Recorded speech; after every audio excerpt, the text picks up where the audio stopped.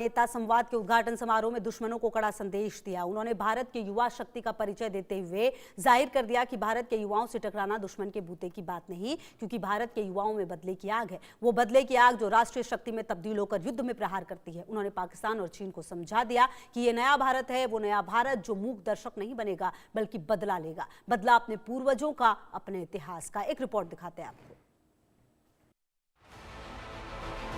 भारत के एनएसए अजीत डोभाल ने एक बार फिर दुश्मन पाकिस्तान पर कड़ा प्रहार किया। उन्होंने देश के युवाओं को संबोधित करते हुए पाकिस्तान को अच्छी तरह समझा दिया कि हम इतिहास बदल कर रहेंगे। उन्होंने कहा, हमारा इतिहास हमें चैलेंज देता है कि भारत के हर युवा के अंदर बदले की आग होनी चाहिए, क्योंकि जिस आजाद भारत को आज हम देख रहे हैं वो भारत हमेशा से आजाद नहीं रहा, बल्कि उसके लिए हमारे पूर्वजों ने अपनी आहुति दी है, अपना खून बहाया है। पूर्वजों ने बहुत अपमान सहा है और ऐसे दौर से भी गुजरे जहां वो बिल्कुल लाचार महसूस करते थे। इस दौरान कई लोगों को फांसी दी गई, हमारे गांवों तक को जला दिया गया, हमारी सभ्यता को नष्ट करने की कोशिश हुई, हमारे मंदिर लूटे गए और हम मूक दर्शक बने रहे, असहाय रूप से उसे देखते रहे। लेकिन अब ऐसा नहीं होगा। हमारे युवा अब बदले की ज्वाला में धधक रहे हैं। उन्होंने कहा कि प्रतिशोध यानी बदला एक आदर्श शब्द नहीं, लेकिन ये शब्द अपने आप में शक्तिशाली है और प्रतिशोध की इस ज्वाला को हमें अपने अंदर जलाए रखना होगा। हमें अपने इतिहास का, अपने अपमान का बदला लेना होगा। हमें इस भारत को उस मुकाम पर वापस ले जाना होगा जहां हम अपने अधिकारों, अपनी सोच और अपनी मान्यताओं के आधार पर एक महान भारत का निर्माण कर सकें। आप सब लोगों में असीम संभावनाएं हैं।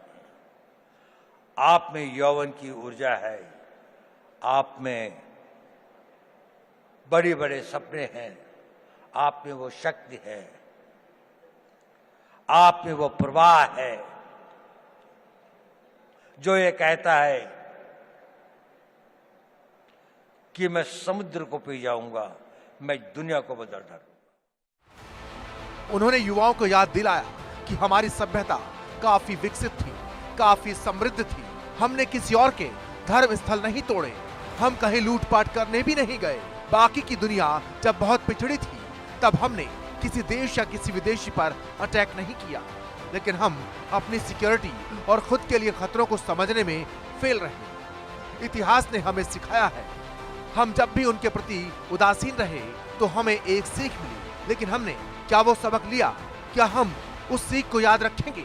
अगर आने वाली पीढ़ियां उस सीख को भूल जाती है तो ये इस भारत के लिए सबसे बड़ी त्रासदी होगी।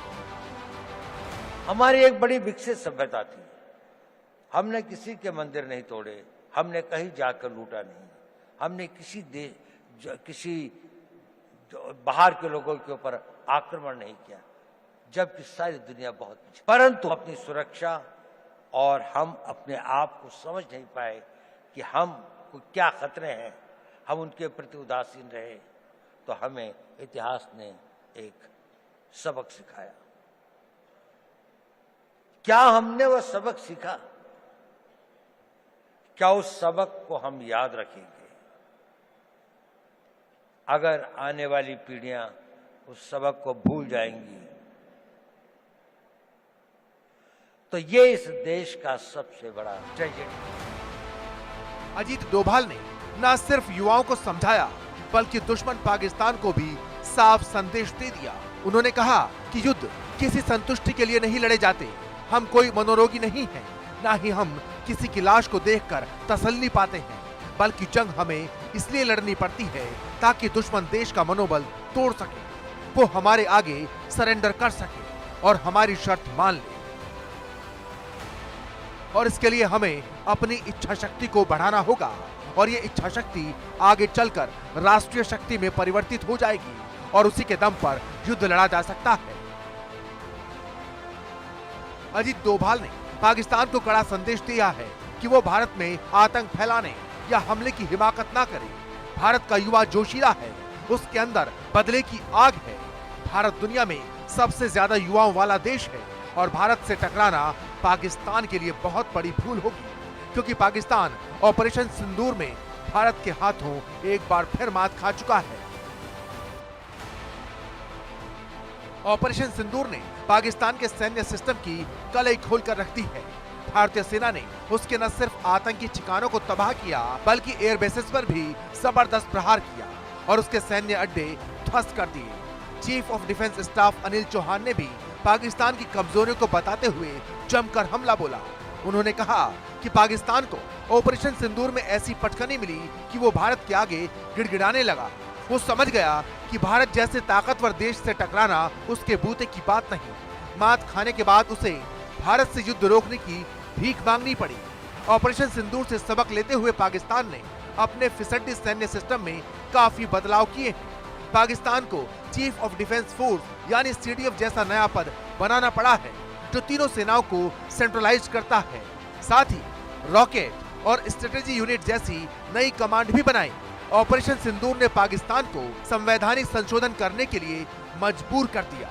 ये इस बात का सबूत है कि पड़ोसी देश को बुरी तरह हार का सामना करना पड़ा। Bureau report, India news.